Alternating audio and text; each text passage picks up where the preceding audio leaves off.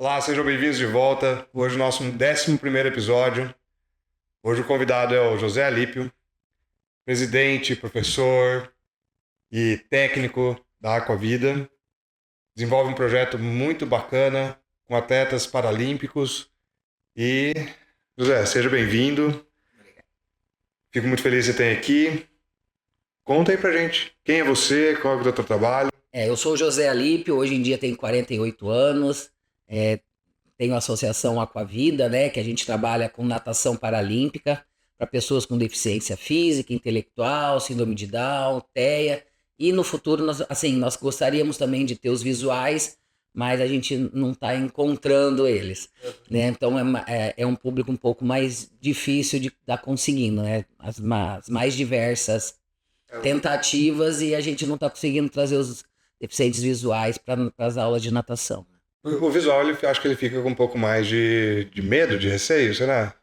Por não ver a água. Eu não sei, eu vejo assim duas populações que são mais difíceis. A gente não trabalha com auditivo, mas o auditivo e o visual, eles são um grupo um pouquinho, eu diria, um pouco mais fechado, né? Porque tem algumas demandas deles, né? Porque o visual, a gente tem que fazer um trabalho de natação mais com toque, né? Então a gente tem que estar muito mais próximo. Mas assim, mesmo eu sabendo de tudo isso, é difícil de eu atrair as pessoas com deficiência visual. José, tua formação, você é professor de educação física e tem uma educação continuada tua aí também. Isso, eu sou doutor em promoção da saúde, né? Então a minha tese foi em cima de saúde mental de pais de pessoas com deficiência. Ó, é interessantíssimo, né? Porque a gente lida muito com, né, a gente, mas principalmente você, né? Com o paciente, com o aluno, mas envolve toda a família também, né? E esse é um ponto crucial, porque às vezes aquilo que é uma evolução muito grande, que você fez um trabalho muito grande, de repente o pai não percebe, né, também. Como que funciona? É que assim, esse grande enfoque que eu dei em cima do meu doutorado, em cima dos pais, foi devido à minha experiência com os pais das crianças com deficiência. Então, muitos deles bloqueiam o próprio filho, têm a saúde mental um pouco mais complicada, ansiedade, síndrome do pânico, depressão, enfim. Então, a saúde mental dos pais acaba sendo um limitador do filho. Não, meu filho não pode viajar. Não, meu filho não vai conseguir. Não, então assim, acabam colocando o filho numa redoma muito grande que, assim, eu falo numa redoma de cristal. É tão fina que qualquer um quebra, mas o pai ele bloqueia de um jeito que é difícil conseguir quebrar. Então, daí eu tive esse interesse de estudar, identifiquei a saúde mental mais complicada, né? Depressão, ansiedade, então parâmetros altos. Então, como nós, a nível levando a natação para os filhos, poder mudar um pouco dessa característica dos pais, tentar diminuir essa ansiedade, ver com que eles lá no grupo, porque assim, eles vão para minhas aulas e os pais ficam todos juntos. Então eles conversam. Então muito deles, uma mãe de criança com deficiência física, não sabe como é uma demanda de um TEA, né, de famílias TEA, de famílias com síndrome de Down. Então eles aprendem muito. Né? O TEA, qual que é o autista. Autista. Transtorno do espectro autista, é isso?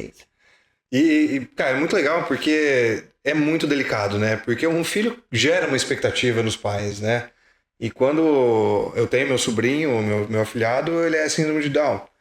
Então, assim, o primeiro contato é um choque, né? Até você conseguir a família se entender como que aquilo funciona, causa um estresse, causa um desconforto.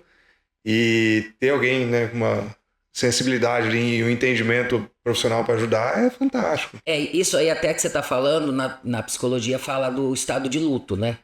Porque o estado de luto não é só a morte. Né? Então, isso que você está falando é o estado de luto. Então, a expectativa do pai, meu filho vai ser médico, vai ser atleta, vai ser isso e aquilo. E quando vem a criança com deficiência, daí os pais entram em choque. Então, vem até problemas com a parte pública, que eles não direcionam esses pais. Eu falo que os pais, eles aprendem a lidar com o filho através do chicotinho. Então, eles apanham muito até que aprende a questão, e assim, o diagnóstico demora muito ainda, né? Sim. Não sei se eu diria que no Brasil acabando sendo Nível mundial. Questão mundial. Mas assim, existem relatos lá da minha associação que demorou 7 anos, 16 anos para conseguir um laudo realmente fidedigno. E quando a gente fala nesses casos, a gente tem o pessoal que tem um poder aquisitivo um pouco maior, um pouco mais de informação, acaba acelerando um pouco esse processo, né? Agora o pessoal mais carente, que depende do poder público, realmente, não sei se o pessoal está preparado para lidar, né? Tanto os pais quanto os médicos A gente vive uma desestruturação em cima disso. Porque nós não temos profissionais habilitados, nós não temos os pais ensinados a correr atrás. Mas então, assim, eu acho que falta muita coisa para ajudar essas famílias a entenderem os caminhos que devem tomar. Porque, assim, uma criança com deficiência intelectual leve, os pais às vezes nunca vão saber que a criança tem uma deficiência intelectual. E que tira possibilidades da criança, do jovem, do adulto, em grandes coisas que poderiam fazer. Sim. Então, por exemplo, já uma criança com deficiência física, você já vê um síndrome de Down mesmo sendo deficiência intelectual, mas você já vê nas características. Então, já o intelectual, até mesmo o visual, acaba tendo um pouco. Como eles usam óculos escuros, tudo, e alguns têm certas autonomias, as pessoas também acabam discriminando, tendo preconceito, discriminando. Então, o mundo da pessoa com deficiência, assim, é extremamente interessante. Só que a gente vive num mundo cheio de preconceitos e com falta de informação em todos os segmentos, eu diria. Sim, com certeza, né? Até mesmo, né, eu me colocando no caso, até hoje eu não atendi nenhum paciente com alguma deficiência intelectual ou motora. Então, assim, fisiologicamente, eu atendi um público sempre muito parecido. E tem diferenças, eu não sei como é que funciona. Né? Na parte de educação física, eu também fiz aliás, foi a disciplina que mais me impactou. Assim, eu não tenho a menor vocação para trabalhar com o deficiente, porque eu sempre trabalhei um negócio muito de performance, muito de alto rendimento e tal. E aquelas crianças que estavam, principalmente paralisia cerebral, que estavam em cadeira de roda, né? Aquilo me mexeu muito comigo. Até hoje, assim, tenho uma lembrança muito forte da época da faculdade. E como que é, assim, como que você foi parar, né, nessa especialidade com esse grupo especial? Eu tenho, assim, algumas formações, né, antes do mestrado e doutorado. Eu fiz algumas áreas. Eu fiz treinamento esportivo a nível de especialização e também fiz neuroreabilitação, né, que daí é mais voltado a nível até de fisioterapia, né? Mas lá atrás, quando eu estava terminando a faculdade, eu fui convidado para trabalhar na AMA. A AMA é a Associação Maringaense dos Autistas. Então, eu fiquei 1 ano e meio lá trabalhando e até antes disso, falar a verdade, no meu primeiro ano de faculdade, quando eu comecei a fazer estágio, eu tive o Carlão, até hoje em dia, ele é atleta de... eu nem sei se é ciclismo com triciclo, né? Eu não sei bem como que é o nome. E ele foi meu primeiro aluno com PC, um PC severo, que eu tinha paralisia cerebral. Certo. Daí eu dava aula para ele. Em cima disso eu já comecei a desenvolver todos os meus trabalhos científicos na faculdade em cima da pessoa com deficiência. Então tudo era PC. Então eu comecei todos os trabalhos de faculdade foram voltados, e quando eu cheguei no TCC, né, antigamente chamava monografia, eu já fiz eu trabalhei com natação para 3 pessoas com deficiência, né, com paralisia cerebral, hemiplégicos, né, que é meio corpo afetado, né. Então e o do estigma até do esporte, do jeito que você tá me falando, é porque assim, a gente pensa sempre a pessoa com deficiência sempre os mais severos. Mas um cara amputado, uma deficiência congênita, né? O cara não tem apenas os dedos. Sim. Ele pode ser um atleta paralímpico. Então, por exemplo, a minha irmã tem uma deficiência intelectual leve, entendeu? Hoje em dia é campeã brasileira, existe aquilo. Então, eu consegui inserir ela na sociedade. Hoje em dia ela tá feliz. Como eu tava até te falando, ela perdeu 20 quilos, ela tinha 80 e lá vai pedrada. Hoje em dia tá com 63, 65. Então, hoje em dia ela tá bem interagida com o grupo, que nós temos mais ou menos, né? A nossa associação tem mais ou menos 25 pessoas com deficiência, alunos. Ela se formou em educação física, tá ajudando a gente no projeto. Então, assim, o quanto que nós, né, porque eu falo que o meu projeto é para dar oportunidade. Não é simplesmente atleta por atleta, não. É fazer com que ele possa se sentir bem e que ele vai melhorar a parte aquática. Sim, mas é que a gente, com a interação social, eu tenho um atleta, um menininho de 12 anos, que já está fazendo uns resultados bem interessantes, é campeão brasileiro, tudo. Ele não falava, ele era não verbal. Hoje em dia fala pelos cotovelos. Entendeu? Então, até a mãe fala, ó, a terapia dele está sendo aqui na piscina. É lógico que a gente não pode falar que assim, precisa de todas as terapias, fisioterapia, terapia ocupacional, mas a gente também está aqui para ajudar. E acho muito... Eu sou um defensor ferrenho do esporte, e principalmente do esporte de competição. Porque eu brinco com o pessoal que é a fase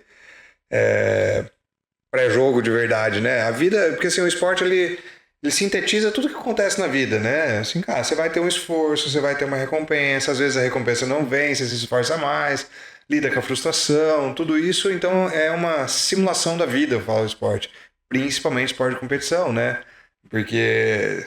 E vai ter as frustrações. As frustrações, Porque esse esporte que todo mundo ganha medalha, eu não sei, eu sou contra. Eu sou bem contra. Mas enfim, e isso... Trazer essa inclusão de todas as pessoas para dentro do esporte, cara, você acabou de falar um relato que é fantástico, porque assim, não é o esporte em si, é tudo que ele traz junto, né? Convívio social, compromisso, uma série de coisas. É interessante falar, porque assim, em cima do que a gente leva a natação, por exemplo, né, vou dar o exemplo da minha irmã. A minha irmã tem bolsa estadual, tem bolsa federal, porque ficou entre as 3 melhores em uma determinada prova, ganha a lei de incentivo do esporte. É lógico, quem está atrás de tudo isso sou eu, minha irmã é deficiente intelectual, ou seja, eu que tenho que fazer todos os trâmites. Mas isso é a capacidade dela, é o esforço dela. E se torna um membro produtivo da sociedade, né? Sim, então, hoje em dia eu falo, Mira, você quer comprar, vai, compra. Porque antigamente, assim, meu pai, no começo, quando a gente começou, não, você vai gastar dinheiro e não sei o quê. Daí hoje em dia, ele nem fala nada. Sim. Vai. O dinheiro é seu.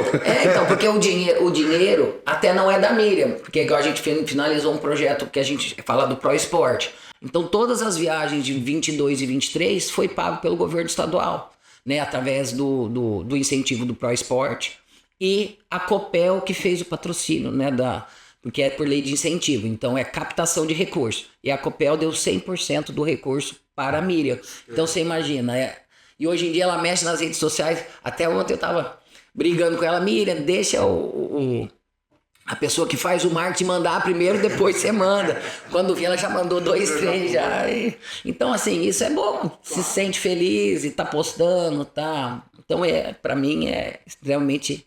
E, cara, vamos se aprofundar um pouquinho mais nesse esquema, nessas questões dos incentivos, porque eu acho que tem muito empresário que desconhece como funciona a lei. E às vezes ele pode direcionar um recurso que iria direto para o governo para o esporte, é isso? Como é que funciona? Na verdade é porque assim, o governo ele faz o tipo abandono fiscal, né? Então existem lá porcentagens, né? No esporte é entre 1 a 2%. Então em cima, você tem que ser empresas de lucro real, né? Então assim, empresa simples, né? Ou seja, as outras, infelizmente, não podem ainda. Parece que está querendo entrar no Congresso algumas outras possibilidades, mas parece que ainda não saiu nada. Então, apenas empresas de lucro real que podem realmente fazer doação para esses tipos. Até que no estado eles falam de CMS. Mas, assim... tudo tem que ser em cima de empresas de lucro real, né? São empresas maiores. Então, por exemplo, né, igual estava dando um exemplo, foi a Copel que destinou a verba para Miriam, né? Então a gente tem várias coisas, tem que postar, tem que mostrar a marca, né? Tem nas camisetas, as logos. Tem um contraponto aí também. É. E como que são esses trâmites? Chega para você visita as empresas... Como que funciona? Na verdade, assim, primeiro a gente entra no edital, vai fazer a inscrição da pessoa, né, do atleta na lei de incentivo.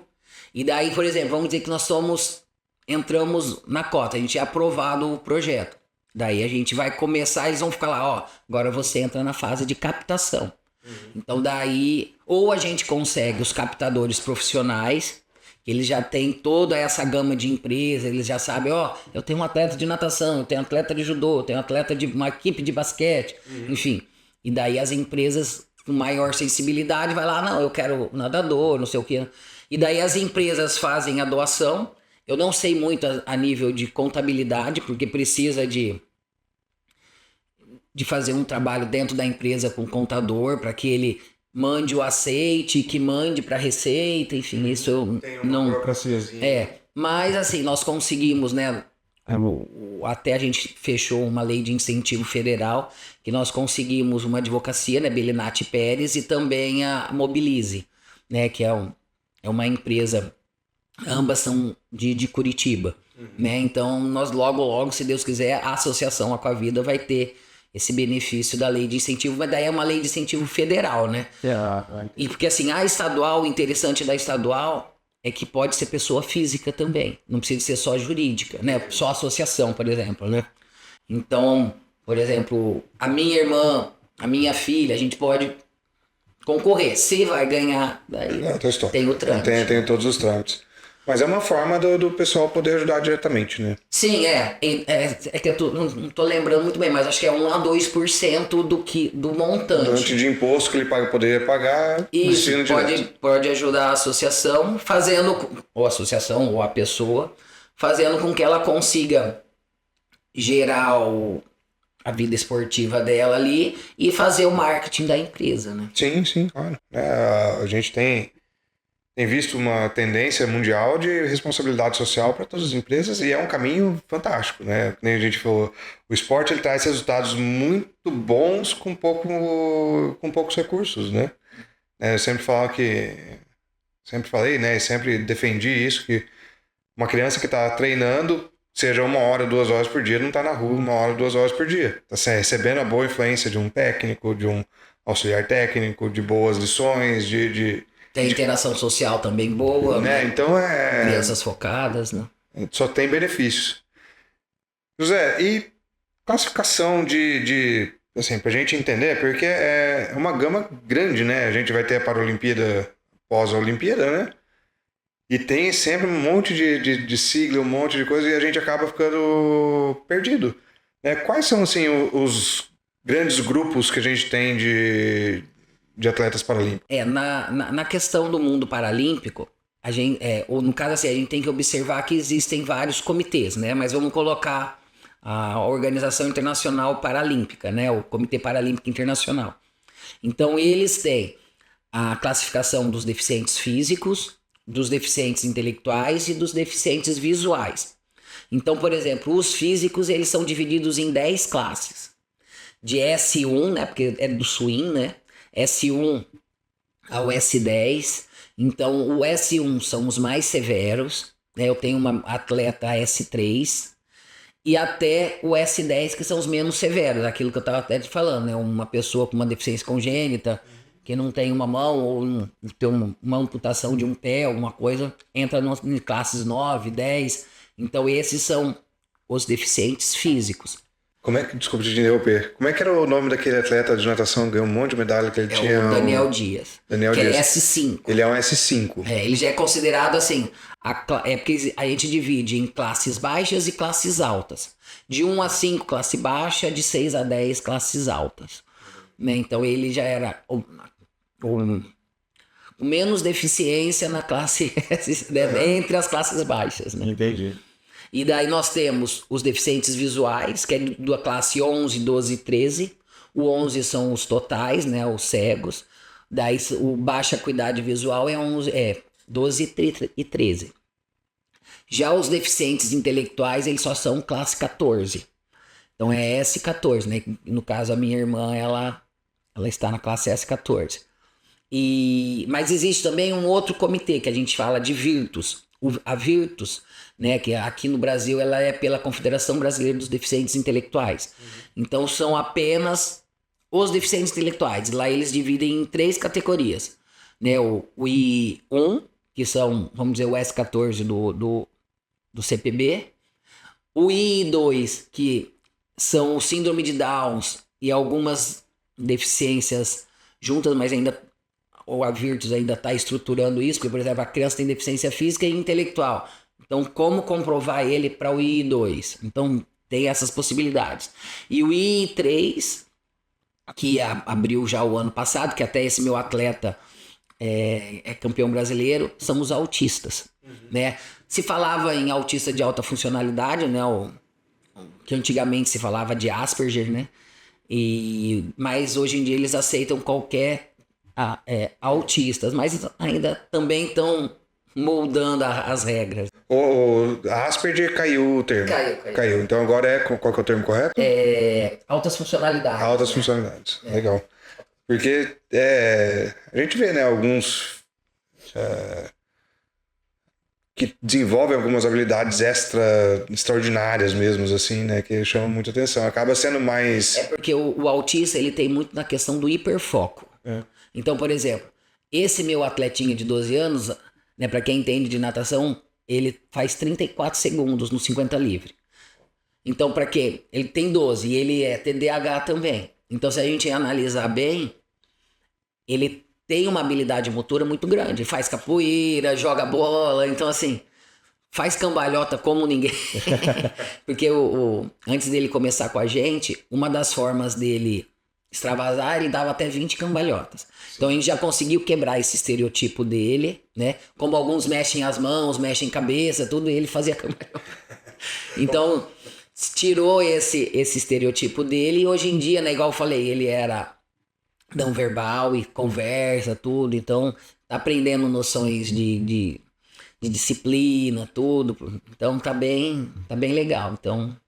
E essa questão de hiperfoco, até ontem lá a gente fez uma festa julina e eu fiquei sabendo de um autista nosso lá que ele já tem o hiperfoco em música, toca violino, faz né, piano e não sei o que, então, ou seja, é bem interessante. Quando eles se interessam, quando tem um hiperfoco em determinada coisa, aí você pode investir que vai embora. vai longe.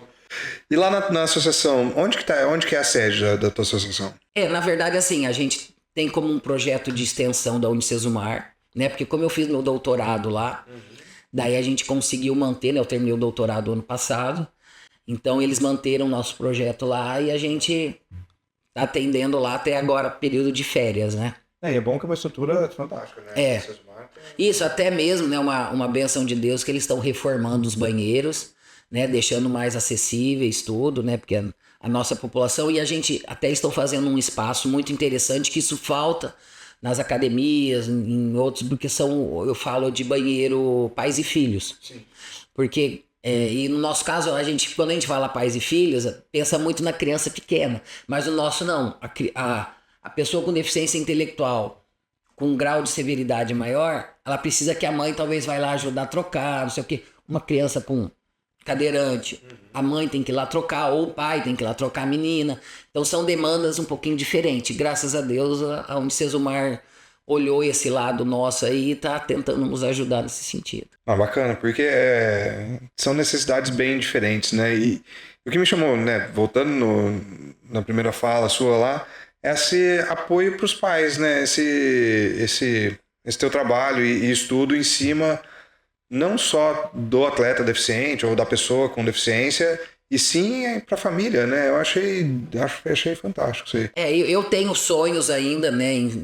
Quando a gente conseguir formar uma equipe interdisciplinar, porque meu doutorado é interdisciplinar, eu quero trazer psicólogos, né? Trazer outras gamas de profissionais, né? Até mesmo, talvez advogados, né? Enfim, outros profissionais para que possam estar ajudando as famílias, porque muitos dos pais não entendem os próprios direitos a nível jurídico, né? Então um advogado nos ajudando seria primordial para ajudar. Por exemplo, eu posso pegar um carro PCD? Como que eu faço isso? Talvez alguém ajudar as mais diversas demandas que os pais têm. Por exemplo, eu preciso de trocar a cadeira do meu filho, preciso de trocar uma órtese, uma prótese, como fazer isso?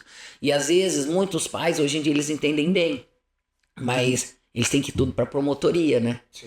E daí, se a gente tiver um advogado que possa auxiliar esses pais a entender esses caminhos, eu acredito também que seria um auxílio. Ou seja, extra natação, né? Sim, sim. Então, o psicólogo não é só ajudar como psicólogo do esporte, é ajudar a saúde mental dos pais.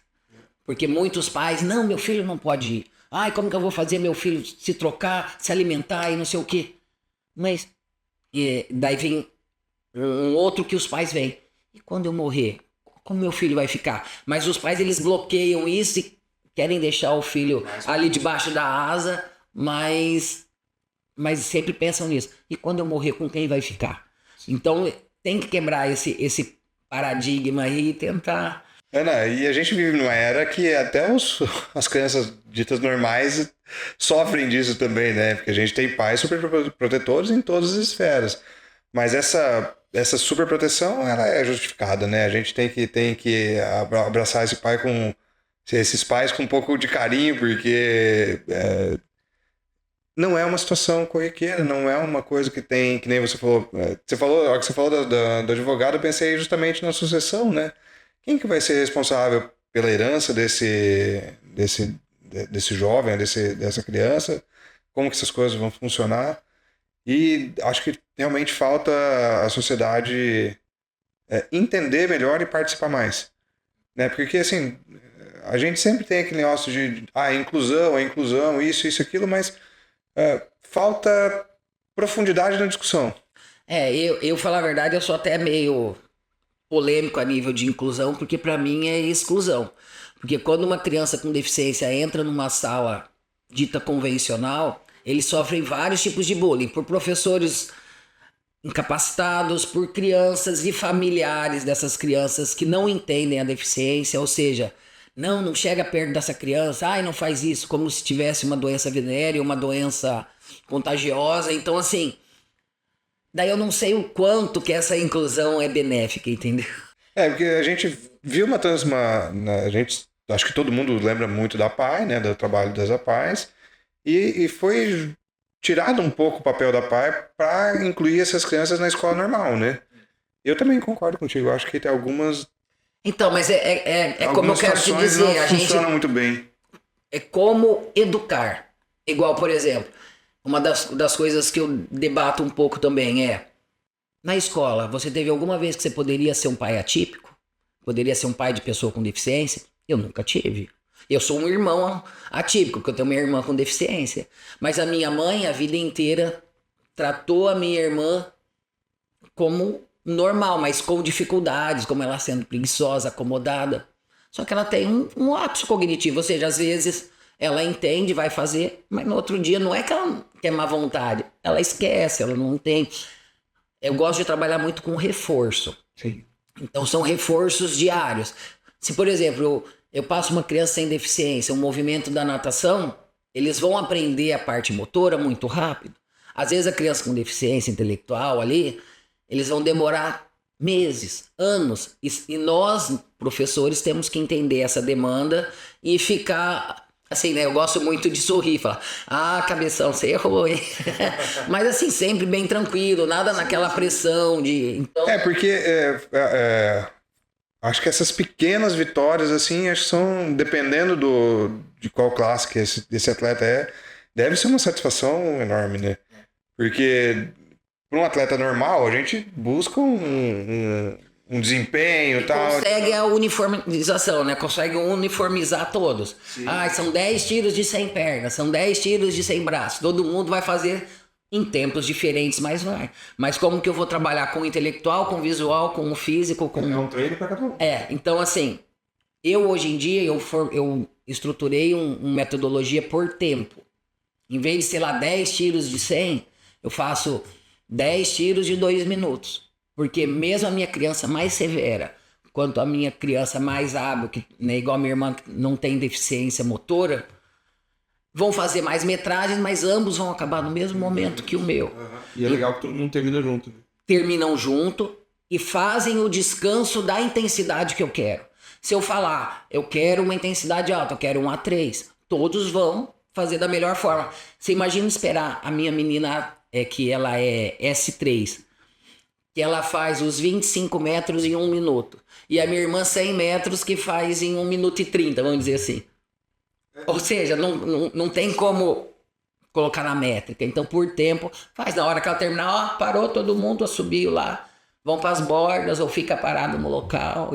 Então, desse jeito eu consigo fazer uma equidade melhor, né? Que a equidade é colocar todo mundo no mesmo parâmetro. Então, isso acaba me auxiliando. Então, indiferente os meus, sejam qualquer tipo de deficiência, né, que tenham uma pré-habilidade aquática, que já entendem um pouquinho a nível de treinamento, eles conseguem fazer tudo igual. Né? É legal, assim, e dentro da fisiologia tá mais correto do que a quantidade de metros, né? Então, até ruim falar isso, porque eu fico com muita dó dos menores. Sim. Porque os maiores chegam, e assim, e daí a questão da intensidade me dá muito crepe na cabeça, porque se eu tô fazendo um A3 e eu quero que o aluno descanse 40, só que às vezes o menininho vai chegar depois dos 40 segundos, ele vai descansar mais do que ele precisa. Então, assim, essa questão de uniforme, assim, deixar todo mundo certinho, até mesmo no convencional, ele se quebra. Porque você pega uma criança mais nova e um moleque já de 16 que já tem uma habilidade maior, você se quebra e você não tem vários professores para isso. Então, como colocar uma equidade em cima disso? Eu diria assim, colocar metragens diferentes. 50, 75 e 100. Então, aqueles mais hábeis vão fazer o 100, 75, 5.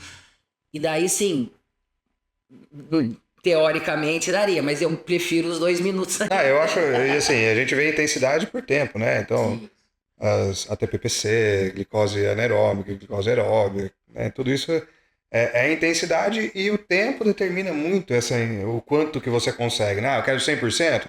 100% são 20 segundos e deu, né? Então, é muito, muito interessante. José, e você falou muito da competição, dos pais ficarem tranquilos para deixar os filhos saírem, né, explorarem. E como que funciona a competição? Quais são as datas? Como que funciona? Quais são os locais que a gente tem aqui no Paraná que estão adequados? É que assim, o mundo paralímpico, ele pede piscina de 50 metros. Então, eu diria, talvez uma normativa do próprio CPB, né? Então, piscinas de 25... Não serve. Não. Por exemplo, igual minha irmã foi para os Jogos Universitários, né? Os universitários sem deficiência, né? Então, ela foi lá, conseguiu umas medalhinhas, tudo. Daí, competiu em piscina de 25. Mas daí não é válido para tempo oficial para o CPB. Então, e eu vejo isso na piscina de 50 muito interessante, principalmente por classes baixas, porque eles não têm uma virada rápida. Essa minha S3, ela demora 5 segundos para virar. A minha irmã demora, sei lá, 5... né? A Manu, que é uma cadeirante que é classe 6, ela já demora de 2 a 3 segundos. Então, assim, quanto a classe mais baixa, mais dificuldade tem para fazer virada. Então, as classes mais altas fazem a virada olímpica, bate e sai rapidinho. Então, são coisas que a piscina de 50 nos favorece. Então, por exemplo, a minha atleta vai fazer o 100 livre, ela demora pelo menos de 5 a 8 segundos a menos só por não ter a virada. E daí, aqui no Paraná, daí vai competir em Curitiba? Vai ser Curitiba, Então, até aqui em Maringá existe a Vila Olímpica, né? E... que eu sei também tem a SEMA e o Clube Olímpico, mas daí são empresas privadas, né? Mas até mesmo a Vila, para nós com deficiência, é mais complexo, né? Porque a questão de adaptação de banheiros, tudo lá é muito distante. Inclusive o banheiro é ruim para todo mundo lá, né? Até que eles reformaram esses tempos atrás, mas não sei como que tá lá. Mas assim, para nós que temos uma população, né, cadeirante, tudo... O ir e vir é muito ruim. Imagina, sai dali da prova para ir para lá, tem que voltar. É uma distância um pouco maior. E geralmente as competições, 1 dia, 2 dias? Não, mas assim, a questão de dias é mais ou menos igual, porque a gente segue a FINA, né? Uhum. Então, a única coisa que o campeonato se difere do convencional é que existem deixa eu lembrar o termo que se fala, é que cada atleta tem as suas especificações. Uhum. Tem um livro de regras próprio para as deficiências. Então tem, atletas que precisam do A, que é o auxiliar. Tem atletas que são o 12, que eles podem mexer. Por exemplo, no simultâneo, movimento de borbo e peito. Fazer um pouquinho alternado não há problema. Então existem várias regrinhas, exceções, as regras de exceções. Tem que ter as adaptações. Principalmente que essas regras são mais para os físicos, né? São de... E até um pouco para os visuais também, né? Que daí tem um monte de sopa de letrinha após o S da... O S, né? E daí são várias subdivisões, acaba sendo, pro pessoal da arbitragem, é bem complicadinho, né? É por isso que, assim, todo o curso de arbitragem, eles fazem esse curso de exceções muito forte, né? Porque tem que entender, por exemplo, a criança ela é amputada de um membro. Ela não pode nadar crawl, né? Vamos dizer, sem borbo. Ela não pode fazer o movimento de gesto crawl. Ela tem que nadar o borbo aqui, ó, com um movimento travado de ombro, como se fosse o borboleta. Porque o borboleta não se faz giro de tronco. Então, assim, se você fizer isso, você tá desclassificado. E é rigoroso igual do geral. Porque a FINA, tudo que é regra da FINA.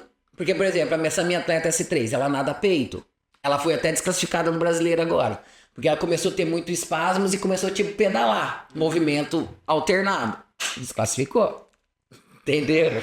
Então, assim, mas ela, por ser uma classe baixa, ela tá entre as 8 melhores do Brasil já. Sim. Uma menininha de 14 anos. Legal. Entendeu? Então é bem bacana.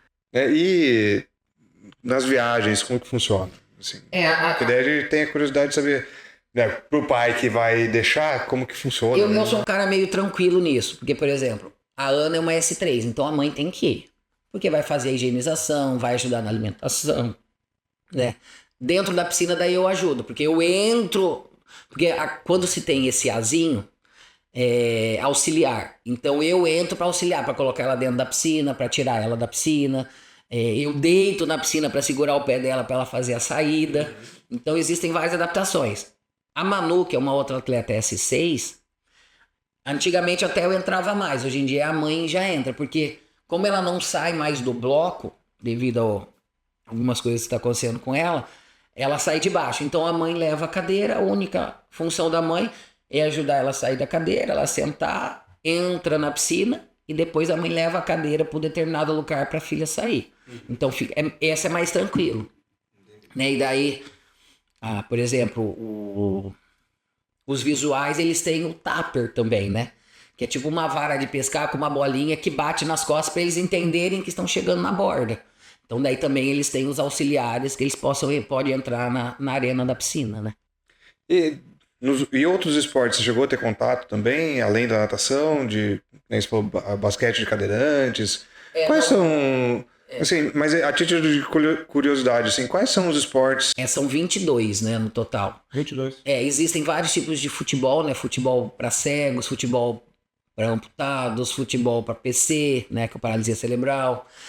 Tem bocha paralímpica, tem o próprio handebol, basquete, tênis, tem esgrima para cadeirante, porque daí assim, cada modalidade tem suas regras específicas. Então, por exemplo, a natação e o atletismo, eu vou dizer assim, mas eu posso estar equivocado, são as únicas modalidades que atendem as 3 deficiências. Daí, algumas não, só para deficiente físico, outros, por exemplo, goalball, só para visual.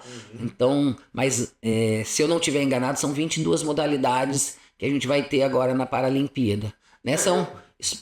Abrange todos os gostos, né? Assim, não gosto de água, eu tenho opção de outro esporte também. Isso, os mais severos, né? Os paralisados cerebrais mais severos, eles vão pro bocha paralímpica, né? Então, daí, assim, ou seja, daí os menos podem ir pro futebol. Sim. Né? Tem o futebol de PC. Enfim, tem uma gama grande aí. É bacana, porque quanto mais opções, melhor, né? E isso é desconhecido do público. Eu falo uma coisa na minha tese, que é assim, a gente vive no mundo tratamento, que a gente leva no modelo médico. Então, assim, quando se vê uma pessoa com deficiência, ela tem que ficar... Eu falo do síndrome do jaleco branco. Porque daí eles só vão ver médico, enfermeiro, fisioterapeuta, ou seja, todos os do jaleco branco. E nós do esporte somos relegados. E que eles não veem a possibilidade que existe. E assim, eu falo, que a possibilidade, por exemplo, essas minhas crianças com paralisia cerebral, que vão ficar a nível fisioterápico a vida inteira, a possibilidade de ser um parceiro da fisioterapia, entendeu? Nessa questão dos terapeutas ocupacionais, do psicopedagogo, tudo, as crianças que têm uma dificuldade de relacionamento maior, que tem uns comportamentos mais complexos, nós também podemos ajudar nesse sentido. Porque eu vejo que sair desse modelo de tratamento, que é muito individualista, sim. Eu, profissional, trabalho com a criança lá, e eu falo assim, seria muito interessante trabalhar na interação. Sim. Que elas vão ter outras demandas, não é simplesmente ali o unifacetado, eu quero melhorar isso da criança. E não, a gente pode ter um olhar mais amplo, mais global. E é engraçado como se repete até né, no meu caso aqui, eu sempre, como eu sou educador físico também e nutricionista, eu fiz nutrição porque eu tinha uma dificuldade de conversar com o nutricionista. Porque eu tentava explicar qual que era a periodização, né, do treinamento, e que, pô, tem hora que não, mesmo que o paciente queira perder peso, ele não tá, ele tá numa fase de treinamento que ele precisa de mais caloria, precisa de mais desempenho. E essa falta de comunicação, ela é endêmica do Brasil, né? Porque, assim, eu falo que os médicos não sabem o valor de um personal trainer, né? Porque o médico vê o paciente a cada 2, 3 meses.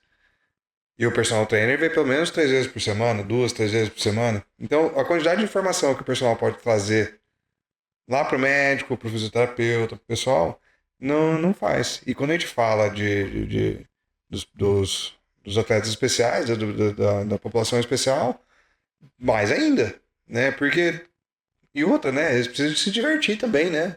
É por isso que eu fiz até a festinha julina ontem para ter essa interação social, né? Então, tirar eles de casa e, né? Porque assim, o meu modelo, o modelo que eu gosto de falar é o modelo social, que ele trabalha todas as áreas. Tem a área da saúde, né? Que é toda essa área de tratamento, sim, lógico. Mas tem a área do esporte, tem a área da cultura, tem a área da interação social. Então, acaba englobando a necessidade da pessoa. E o tratamento, ele pensa, igual eu te falei, um unifacetado.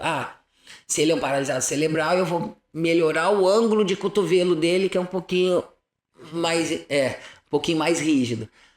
E não é só isso que eu quero. Pô, a criança, ela na natação, ela vai tentar fazer isso porque eu falo, aumenta a amplitude. Você cansou? Aumenta a amplitude. Né? Entendeu? Então... E faz de uma forma natural, né? É natural, é muito mais fluido, muito mais natural o negócio. E daí assim, né? Aquela história que eu falo, dar oportunidade e fazer o ensino-aprendizagem. Se vai ser atleta, depois a gente pensa. Eu falo assim, né? A discussão do atleta é sempre essa questão de ser atleta para poucos. Né? Ser um atleta de rendimento é um negócio que é um funil muito, muito grande. Né? Eu sempre falo que eu fui atleta mediano, né? No máximo mediano. Só que tudo que eu aprendi, tudo que eu vivi como atleta, mesmo sendo um atleta mediano, moldou todo o meu caráter, minha forma de pensar, de ver o mundo e tal. E eu acho, que nem eu falei assim, eu sou defensor ferrenho do esporte e da competição.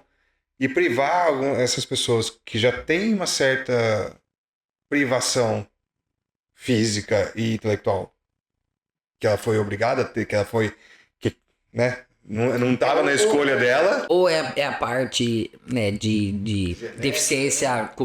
Não, peraí, me perdi os termos. O congênito, né, que é já o nascido, ou até o adquirido. Então, por exemplo, né, a criança teve um acidente e teve que amputar. Então, assim, e tudo isso são os dilemas. Então, como que realmente a gente consegue ajudar nessa questão? Eu gosto de falar assim, tem que quebrar todos os paradigmas. Enquanto o nível, pra mim, chegou no ápice, nós vamos pular pro outro nível. Então eu taco ferro mesmo. E isso é extremamente importante os pais, né? Sim. Porque se os pais não vierem, porque uma coisa, né, você deixa o teu filho lá na ação, na hora de ir embora, você se fica que eu não vou te buscar, não. Arranja uma carona, vai dizer aquilo e vai embora. Já a pessoa com deficiência física, não, né? Ou os outros. O pai fica ali o tempo inteiro ali, olhando e não sei o que. Então, até na literatura a gente fala que 50% do rendimento da família com pessoa com deficiência, principalmente os mais severos, se perde, porque os pais param de trabalhar. Ou, né, pelo menos um dos, né? Isso quando os pais não vão embora. O pai. Que acontece muito também, né? E essa questão é muito séria, né? Porque demanda muito tempo. É, tem relatos de até 14, 16 horas de cuidado do filho durante o dia, né? Então, E às mal vezes é mal, nem- tem chances pra dormir, né? E às vezes nem dormem tão bem também, né? Porque imagina uma criança com epilepsia, com algumas coisas, com algumas demandas que você tem que acordar durante a noite pra ver se tá tudo certo. Assim, né? Esse pai atípico realmente precisa de um abraço e de um help mesmo, né? Assim, qualquer coisa que puder ajudar esses pais ajuda muito, né? Porque, cara, eu falo assim, meu filho vai fazer 13 e minha filha vai fazer 11 e já é uma correria monstra, né? Então imagina um pai atípico como que é o trabalho, né? E nesse trabalho todo com os pais, assim, como que funciona essa questão de explicar para ele quais são as limitações e quais são ah, as projeções de melhora, assim, né? Porque a gente, como técnico, você sempre vai pensar em, pô, eu consigo melhorar, mas até aqui eu acho que vai, daqui para lá eu acho que já não consegue. E como que você lida com essa expectativa? No caso dos pais atípicos, pelo que você falou até agora, geralmente essa expectativa é abaixo, né? Diferente dos pais típicos, que a expectativa sempre é maior. Né? Todo pai acha que o filho vai ser o próximo Neymar, né?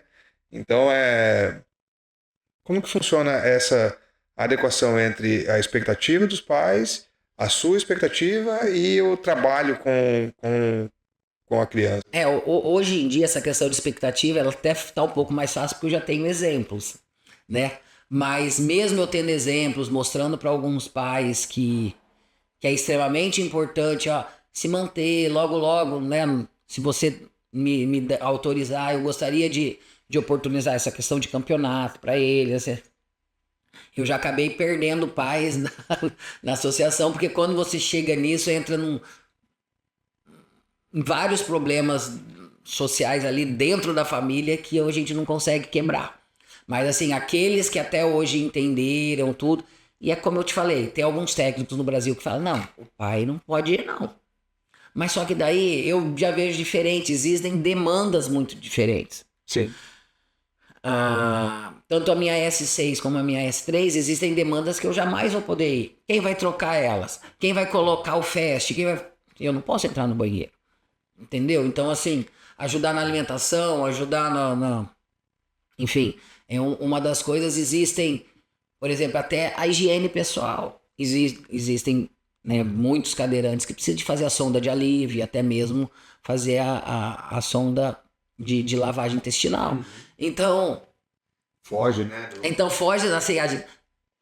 Talvez eu faria, mas como eu, professor de educação física, homem, vou pensar em fazer isso numa menina. Não é um enfermeiro, né? Não é um profissional da... Até falar a verdade, essa é uma das demandas de profissionais que no futuro eu gostaria de ter. Porque daí, às vezes, a gente poderia dar até um descanso a mais para os pais. Não, ó, nós temos a enfermeira aqui, então você pode ficar em casa, pode fazer outras coisas. Só que às vezes os pais não entendem. Eles não querem sair do lado do filho. Vivem nessa vida de... vira o propósito, né? Vira o propósito do pai são também. outras coisas que isso, pro futuro, eu quero também tentar quebrar devagarinho. Não, legal, porque tendo os profissionais corretos, encaixados na hora certa... Hoje em dia eu já entendo tudo isso, né? Às vezes os pais não entendem e, né, enfim. E há quanto tempo você tá nessa... Eu comecei a trabalhar com a pessoa com deficiência desde os meus 19 anos, né? Eu tô com 48, então já faz um pouquinho de tempo. Mas assim, o mundo paralímpico mesmo, quando eu descobri que a minha irmã poderia ser elegível no mundo paralímpico, eu já tô há quase 8 anos aí. Realmente já tem uma experiência... Eu tô na piscina há 32 anos, né? Tá na hora de a gente parar de fazer conta, né? Eu tô na natação desde os 16, né? Quando eu morava no Rio de Janeiro, com 5 anos eu já nadava, mas depois mudei para cidades menores aqui no Paraná que não tinha piscina na época. Eu voltei a nadar aqui em Maringá com 16 anos. Então daí até de lá pra cá estamos na piscina e hoje em dia, assim, eu fui atleta, né? Igual você falou, mediano. Mas aí me realizei a nível. Fui técnico convencional, só que hoje em dia eu quero só o Paralímpico mesmo. Nem repetir várias vezes aqui, a satisfação de uma pequena vitória para eles é um negócio fantástico, né? Eu vejo o meu sobrinho quando ele consegue fazer alguma coisa assim que ele aprendeu, que ele quer, ele mostra. É um sorriso tão diferente. E assim, o síndrome de Down ele é muito carinhoso, né? É. Gosta de abraçar, gosta de beijar, gosta de, né? Eu tenho uns assim que quando vê estão te abraçando, estão te beijando, eu falei, vixe, Mari. Você não sei de onde apareceu. Vem por trás até, você nem se espera. Mas isso é bom, porque daí assim, eles se sentem bem do nosso lado, né? Sim. Então, isso é principalmente as crianças com autismo, que elas tiram os olhos de você e fogem. O contato físico é muito complexo para eles, né? Eles sentem gastura, né? Às vezes no toque. Então, quando um desses vem te abraçar, realmente é muito compensador, porque a gente tá quebrando alguns estereotipos, né? E até assim, uma das coisas que eu vejo na literatura do autista que é colocar, não, o autista tem problema com som, tem isso, tem aquilo, então tem que se fechar nesse mundo e eles não podem. Eu acho assim, paulatinamente, fazendo devagar, para quebrar esses estereotipos, né? De toque, de som, de água, de não sei o quê. Vai quebrando, vai conseguindo, vai. É uma exposição controlada, né? Isso. Porque eu tinha crianças lá que eles não podem ouvir, mas hoje em dia tá no meio de todo mundo e eu falo alto igual um saci, né? Então, imagina lá, eu tô no meio de 20, só que assim, as aulas de ensino-aprendizagem, eu tô com 10, 12 alunos lá e que cada um tem uma demanda diferente. Então, os estagiários que ali estão, me ajuda com isso, me ajuda com aquilo, faz aquilo, vem aqui, agora você tem que fazer isso e aquilo. Então, é uma loucura organizada. E, cara, muito legal, porque que nem eu te falei, eu fiquei muito impactado na minha graduação. Eu fugi literalmente, nunca pensei em trabalhar com portadores de necessidades especiais, porque me sugava energia, assim, sabe? Eu saía do estágio muito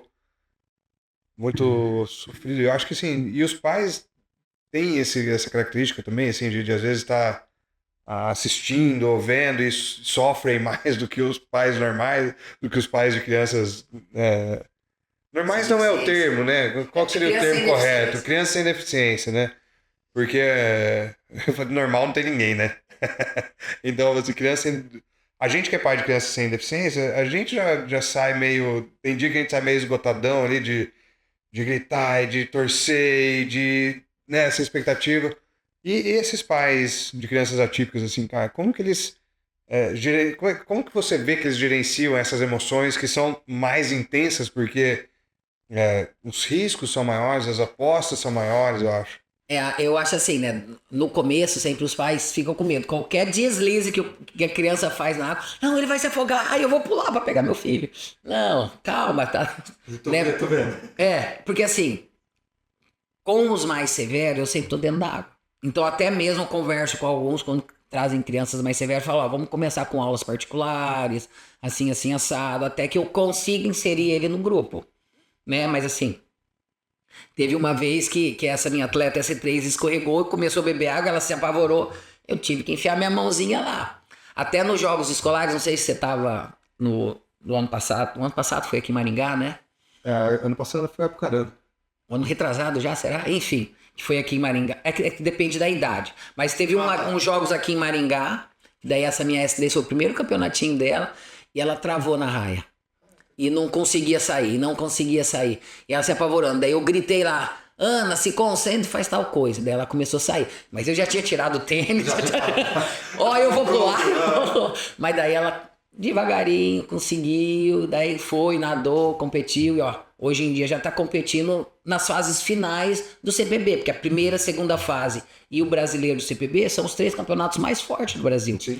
E ela com 14 anos, S3 com uma paralisia cerebral severa, consegue estar nesse mundo já, entendeu? Então assim, só que eu fiquei pelo menos 1 ano e meio, 2 anos dentro da água com ela. Sim. E agora tá 1 ano e pouco já nadando sozinho, que ó, eu nem olho mais pra ela, eu falo pra mãe, ó, nem olho mais, se vira. Vai embora. Legal. E esse comportamento, né? Você falou assim, eu já tava tirando a roupa pra entrar, mas sempre com uma calma muito grande, né? Tem que estar muito... É porque senão, se eu fosse ver que realmente ela fosse apavorar e começasse a se afundar de algum jeito, daí eu pulava, e eu gritando até que ela conseguiu entender, ela até saiu da piscina e falou pros pais, ai, que bom que o Zé começou a gritar lá, porque daí eu entendi e comecei a fazer certo, e daí sai, ficou quase 1 minuto paradinha na raia lá, tadinha. mas é o que eu falo, o apavoramento, né, é péssimo para todo mundo, né, independente. E no caso do técnico, né, no teu caso, tem que ser muito mais ainda, né, que, cara, tenho certeza que todo dia você passa assim, né, vou. Não, espera mais um pouquinho, né, sempre conseguir analisar bem isso. Eu sempre tenho que estar, como tá o povo falar, um olho no peixe e um olho no gato, porque senão... Mas é show de bola, é só vendo pra realmente ver o que a gente faz, né? E até mesmo agora a gente tá fechando uma parceria com a Secretaria da Pessoa com Deficiência. Se tudo correr bem, a gente vai poder atuar até com 80 pessoas com deficiência. Então, daí sim vai um dos meus sonhos vai vir, que daí a gente vai conseguir contratar profissionais, estagiários, todos ganhando o seu dinheirinho, daí acredito que a gente vai crescer bastante aí. Então vamos lá, como que tá a situação da associação hoje? Né? Assim, quais são os apoios que você tem? Onde que o pessoal tá indo bem? Onde que o pessoal tá errando aí contigo no... A nível de órgão público, por enquanto a gente não tem nada a nível de Maringá, né? Então até mesmo essa conversa a gente saiu do esporte para procurar outro viés da prefeitura, que a gente conseguiu através da secretaria nova, né, da Secretaria da Pessoa com Deficiência, que eles estão abrindo esse pensamento com a gente de eles estarem estruturando um projeto, e como a gente tem esse viés aí, daí eles pediram ajuda para estar escrita do projeto para a gente conseguir desenvolvê-lo, né? Você tem bastante resultado para apresentar, né? Tá 20 anos aí praticamente trabalhando na área, né? Assim, a nível de pessoa com deficiência eu já trabalhei bastante, mas a nível da natação, que eu tô de 8 anos para cá, já, assim, minha irmã é campeã brasileira, a Manu, que é a S6, já foi convocada para competir fora do Brasil. Né? A Aninha ainda tá começando, mas já tem bons resultados. Esse meu menininho Teia aí, de 12 anos, assim, Deus, né? Dia 3 a gente tem um campeonato lá em Pato Branco, lá, vamos passar um friozinho lá. Então, ele vai estar lá, que são os escolares, e eu acredito que a nível de escolar Brasil, porque o ano passado quem ganhou fez 35, e ele já tá fazendo 34. Sim. Então, se ele evoluir um pouquinho, que eu acredito que talvez ele possa chegar a 32, talvez ele possa ser campeão brasileiro desse ano da classe, a gente chama de A, né? Que é de 11 a 13 anos. Legal. E daí a tua base é o Sesumar, onde você tá ali com o pessoal? Com o alto rendimento e com o ensino-aprendizagem também. Ensino-aprendizagem, tá tudo lá. Daí tem alguns particulares que eu trabalho ali na MG, né? Entendi. Daí aqueles pais que falam, não, eu quero um tratamento individualizado. Então tá, a gente não trabalha lá no Sesumar, porque meu horário lá é gratuito, né? Lá não se cobra nada.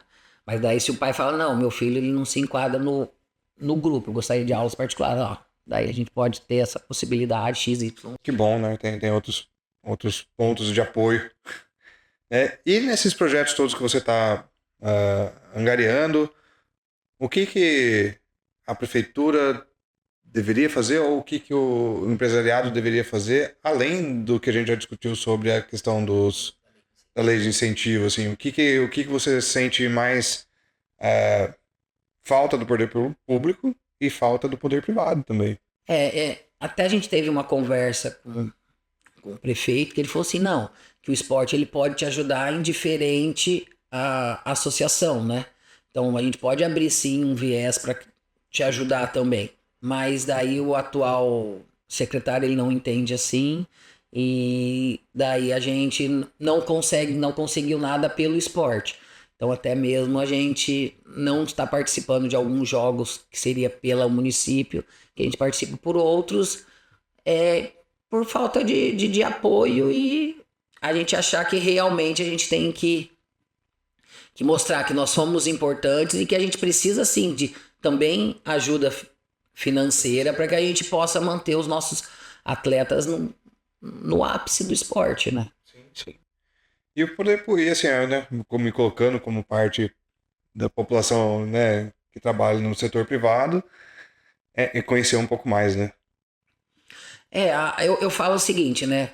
A importância do público privado, né? Que é uma das diretrizes que até tem na nossa Constituição Federal, né? Que é dever do Estado, mas é dever, né, também nosso de quanto empresas privadas estarem auxiliando o outro.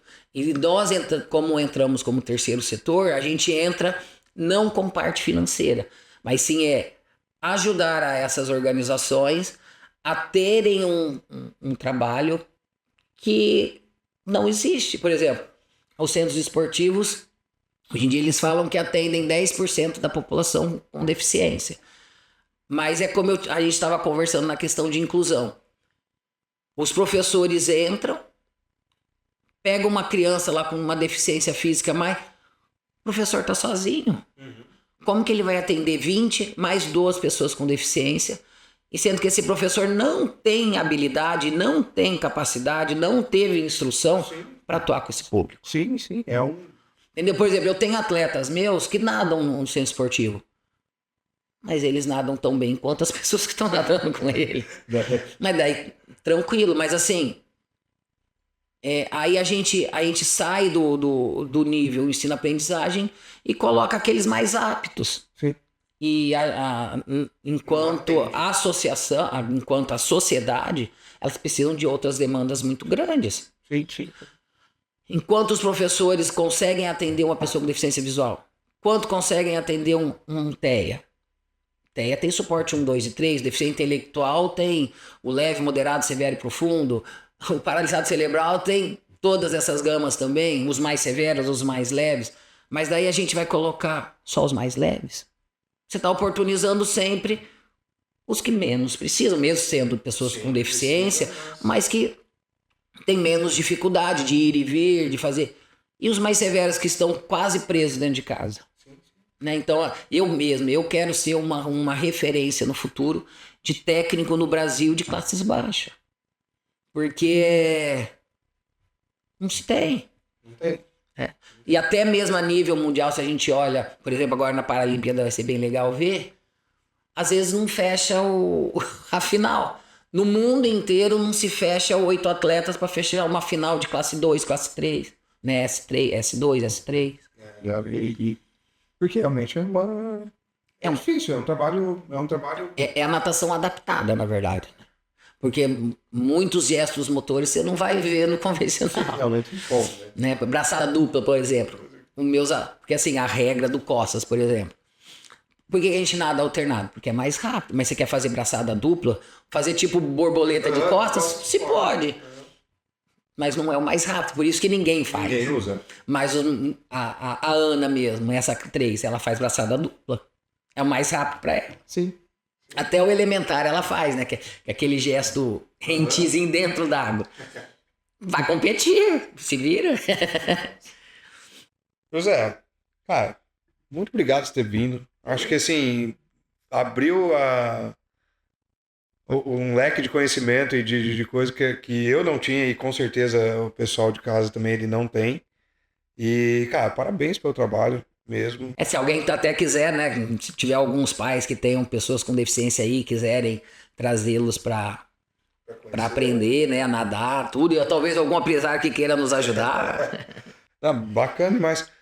Eu ia pedir pra você dar justamente o recado. Eu tô bacana lá, cara. Fala pro pessoal aí diretamente pra eles o que teu recado final. É isso.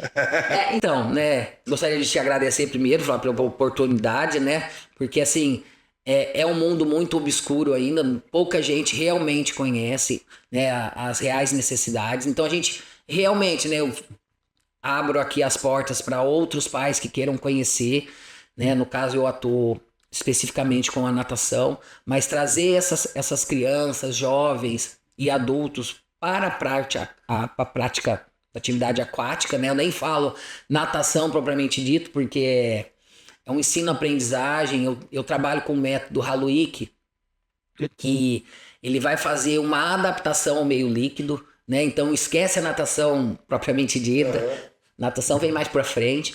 Então, né, trazer esses pais, e se tiver alguém que gostaria de nos apoiar, tudo, a gente está escrevendo leis de incentivo para daí ver se consegue entrar através dessas captações de recurso, tudo. Mas se alguém tiver querendo apoiar também, né, e não posso deixar também de agradecer sempre a Silvivata, né, a imobiliária Silvivata, no nome da Fátima e do Silvio, que sempre nos apoia, estavam lá na nossa festinha ontem, né, então... A FA Maringá também, né, que é a Colchões, também nos ajudou na nossa festinha ontem. E, enfim, todos os pais também que estão lá, né, que torcem pelas suas crianças e pelos seus filhos. Então a gente tem que só estar grato pelo projeto aí. Quem quiser vir junto, vão conhecer, né, na Unicesumar, e que se, né, abençoando sair esse projeto aí, logo logo nós vamos ter mais dois locais para a gente levar as crianças para nadar também. Zé, parabéns, cara. Inspirador. Muito legal, parabéns mesmo. E vamos ver se a gente divulga. Tuas redes sociais, para o pessoal conhecer mais. É projeto.aqua, né, o Instagram, e o meu Face é o meu nome mesmo, José Alípio Garcia Gouveia. Beleza. Aí depois a gente coloca ali no... Beleza. Daí depois se puder me mandar, pra daí eu mandar pro meu primo lá. Pessoal, obrigado pela companhia. Até breve.